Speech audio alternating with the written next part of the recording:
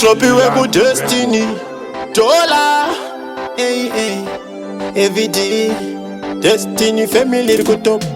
parikuti chikwa vanga vasati nyaudze zvamwari hazvipikiswe dola vaudze tiri waisa karega mwari vafudze pane zvanetsa tivapire tivaudze saka tadzoka back with the pengi noisi yacho inopfuura yemazengi setsuro magenga sekarabiti gengi mane dzungu sehembe tinoita hengi dola tadzoka back with the pengi noisi yacho inopfuura yemazengi setsuro magenga sekarabiti gengi mane dzungu sehembe kungoita hengi vaiti tinonyepa tichiti toponchuleta mumwoyo mavoona vakurigreta dola waseta pesi uri zipeseta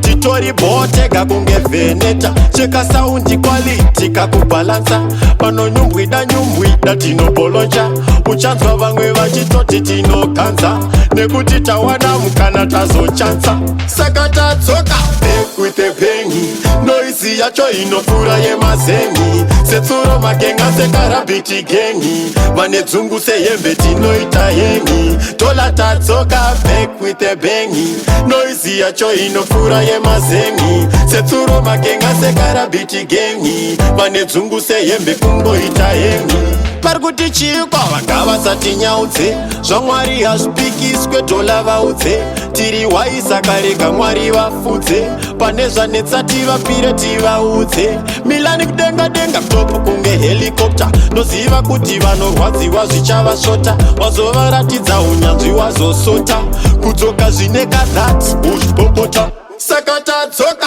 back with the pengi noisi yacho inopfuura yemazengi setsuro magenga sekarabiti gengi vane dzungu sehembe tinoita hengi dola tadzoka back with the bengi noisi yacho inopfuura yemazengi setsuro magenga sekarabiti gengi vane dzungu sehembe kungoita hengi vaiti tinonyepa tichiti toponchuleta mumwoyo mavoona vakurigreta dola waseta pesi uri zipeseta